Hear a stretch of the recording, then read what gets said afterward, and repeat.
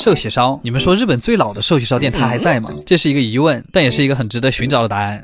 我操！所以我就去搜了，现在因特网上能找到最老的店在京都，我就知道又是哪儿。就是不管3729、7863，我们又花了2000块钱车票过来做慈善，就当满足这个夏天最后的好奇心。这家店叫寿喜锅啊，1864年就开了，比我们之前吃了1886年的还老。那个时候我差不多刚出生。它在京都的5大花街之一，先斗厅。我走在这条街上，我感觉我都老了20岁。它藏了大量的百年老店，这条街真的全是店，太爽了。废话说太多，但我就全说废话。すみません。7時予約したの量ですけど。我每次都会觉得这种全日式的装修私密性特别好，这种古朴的氛围感比东京的强多了，价格也非常的讲究。不说钱，说缘分的缘，一盘肉8500元，前菜是一个芝麻豆腐，就这个东西在京都特别流行，属实开胃，特别的滑嫩，甚至像鸡蛋羹。然后就没有那些无食包间的前菜了，直接开始做锅，先是一块牛油润一下，然后撒上白砂糖，非常关西的做法。然后在白砂糖还没有化开的时候，铺上牛肉 A5 的和牛就是一个大，煎一下之后再倒入酱汁，听着锅从滋啦滋啦的声音变成了咕噜咕噜的声音，看着和牛从红白相间变成了棕色，看着我从110斤变到了130斤。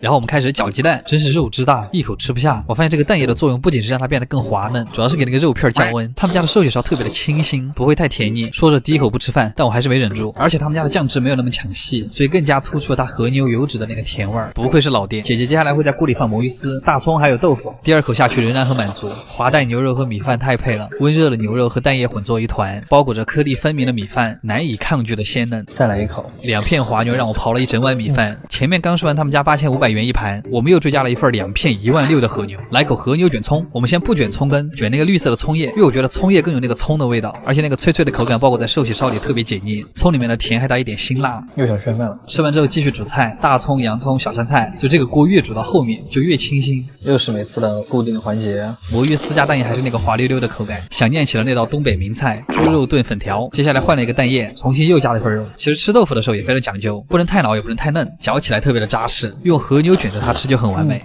外柔内刚好像不太合适。接下来是香菜，我发现香菜煮了之后就没有香菜那个味儿了，淡淡的香菜味配上和牛，像是火锅里面煮的茼蒿和肥牛。最后一片还原我们最原汁原味的。这一口真的太大了，但是也必须得塞一口米饭进嘴，不然这口和牛都没有灵魂。寿喜烧为什么可以这么好吃？餐后的甜品是一大牙哈密瓜，这东西在日本非常的昂贵，但它甜得来像打了糖水一样。总结一下就是他们家店是我吃过的寿喜烧里面性价比还比较高的，古朴的氛围，美丽的古街景，带朋友过来吃就是有品味有情调。阿基推荐指数9分，真好。这家店烤羊肉，原来每个国家吃羊的方式差别这么大。日本人的吃法嘛，果然还是很装逼呢啊！不知不觉我们就迎来了凉爽的秋天。然后像我们这种电子榨菜的搬运工，在这种季节当然是以肉贴标，但感觉来日本这么久，烤牛肉、烤鸡肉、烤猪肉我们还真没少吃，但是卖羊肉的店是真的少，太少了。破音了，又到吃羊肉的日子。为什么日本人不吃羊肉啊？真的很无趣哎。今天我们选的店是在日本东京的新宿，又是这个混沌诞生的地方。胖企鹅。すげえ。6時半予約したの量。他家可以吃到羊身上19个部位以上的肉，一开始会给一个计时器，说是每块肉只用烤10到20秒。虽然我们已经点了他们家最贵的那个套餐，但是我们现在还要点一点别的单品。我没取牙套，我发现真胖。他们家的羊都是产自鹿儿岛和北海道，那有没有新疆的好吃呢？今天可以浅浅的对比一下。第一道大前菜是生拌羊肉加沙拉小拼盘，生拌无语。这个生羊肉因为加了照烧料，进嘴之后没有什么膻味，感觉跟生马肉是一个味道。然后接下来这个环节来的有点快，活到150。好的，还是吃羊肉吧。今天的第一份拼盘是羊腿肉和羊羔肉还有羊舌。第一个先来羊宝宝，它吃起来的第一感觉是没有很羊哎，并没有那种很冲很膻的羊肉味，可能是因为小羊身上的肉就是又奶又软嫩，这大概就是年轻的味道。长得像内脏一样的羊腿肉，可能因为它是羊外腿的部位，就会有一点点筋，嚼起来很有韧劲，里面布满了经络，越嚼越有那个羊肉的香味。但是因为羊肉的脂肪含量比较低，瘦肉偏多，所以非常的适合干海交叠。我的六婆呢？我怀疑他们家这个料就是偷的六婆。蘸着辣椒面吃起来的羊肉有种国内的味道了。然后我们烤的时候，旁边的服务员一直在强调不要烤太久，羊肉烤太久就特柴，少烤一会儿保留住里面的肉汁，那样才会 Q 弹。而且烤羊肉并不会渗出很多油，四舍五入吃羊肉不会胖。最后烤一下厚切羊舌，蛮扎实的。羊舌外面吃起来比牛舌更紧实，但是里面又特别的软，它里面像那种炖了好几个小时的牛舌。哎，好怪的口感哦，茄子啊，就是没有任何调料的茄子。接下来是一盘切的巨好的菲力，它在烤盘上上的时候我就有点咽口水了。烤熟之后在旁边的雪盐上面滚一圈，这个感觉特别的治愈。它这种特制的雪盐是那种不规则的片状，那个咸味非常淡，甚至有点奶香，用那股淡淡的奶咸味激发出肉的鲜味。我现在特想刨2口米饭，然后这一盘铺满的是低温调理的羊屁屁肉。官方吃法是蘸着芥末吃，但是它的味道又特别像成都街边卖的卤牛肉，那就是说卤味我们要蘸什么吃？六婆呀，不是广告。你甚至还可以把这个卤味拿来烤一下，因为这一块肥肉比较多，烤一下之后那个油香简直扑鼻。好的，接下来是这个肋骨肩膀肉，这个部位带了一定的脂肪，但是烤了之后那个部位吃起来有点脆脆的，就吃起来很有弹性的脂肪，不油腻不松软，甚至还可以嚼一会儿。下一块是羊沙朗，就相当于是羊的里脊肉，我不是很喜欢那个肉，它就没什么油脂。下一口给到了我们的羊汉堡肉，这一口羊肉眉头紧皱，羊肉团子里面的汁水和油脂还是很丰富。他们家把羊肉打得特别细，它其实就是羊肉版的酱汁狮子头，还可以蘸一下生蛋黄咸酱油，就是味儿很浓，很想吃米饭，胖死我。然后吃一个羊心，话说羊心算羊杂吗？就稍稍烤一下之后那个口感特别细腻，甚至还有点鸡心的味道。果然那个羊膻味真的会让人很开心。最后收尾的是羊肉寿喜烧，果然是日本人开的店，好吃还是好吃的，但是羊肉的脂肪没有牛肉那么高，口感基本上就是靠鸡蛋的滑嫩来提升。甜品是冰淇淋，是一个猴子。总体来说他们家味道很好，膻味很足。鉴定完毕，但其实我个人还是更喜欢国内的做法。我现在立刻马上就想来一碗羊杂汤。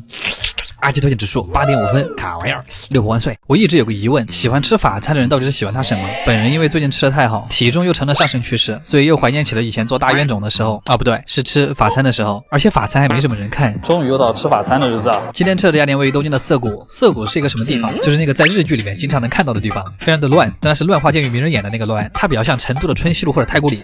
怎么又在说废话了？法国人不讲话，我们开始吧。